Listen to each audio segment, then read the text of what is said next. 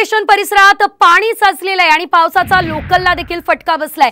मध्य रेल्वेची वाहतूक विस्कळीत झालेली आहे। अनेक ठिकाणी लोकल ठप्प झालेले आहेत। त्यामुळे लोकल मधून उतरून नागरिकांनी पायी चालणं पसंत केलं असल्याचं आपण या दृश्यांमध्ये पाहू शकतो। कारण लोकल नेमकी कधी सुरू होणार, कधी मध्य रेल्वेची वाहतूक ही सुरळीत होणार या संदर्भात काहीच अधिकृत माहिती मिळाली नाही।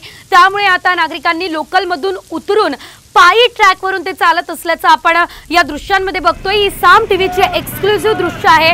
मध्य रेल्वेची वाहतूक आता विस्कळीत झालेली आहे आणि ठाणे स्टेशन परिसरामध्ये देखील पाणी साचलेलं आहे। त्यामुळे अनेक लोकल जे आहेत त्या ट्रॅक वरतीच उभ्या आहेत आणि त्यामुळे या लोकल कधी सुरू होतील, कधी सेवा सुरळीत होईल या संदर्भात काहीच माहिती मिळालेली नाहीये। सिग्नल यंत्रणेमध्ये बिघाड झाला आणि त्यामुळे लोकल ठप्प झाली आहे अशी माहिती मिळते। मात्र सोसाट्याच्या वाऱ्यांमुळे या ठिकाणी लोकलची सेवा ठप्प झालेली आहे। जोरदार पाऊस जो आहे तो मुंबईमध्ये सुरू झालाय।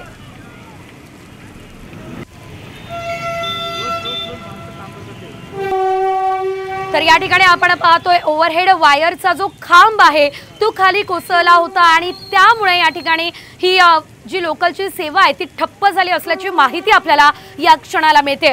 मात्र यामध्ये आता सुधारणा करण्याचे काम सुरू आहे ते आपण या दृश्यांमध्ये पाहू शकतोय। मात्र ही सुधारणा होण्यासाठी किती वेळ लागेल हे अद्यापही कळत नाहीये। त्यामुळे या लोकलमधून नागरिक उतरून ट्रॅकवरून पायी चालताना दिसतायत।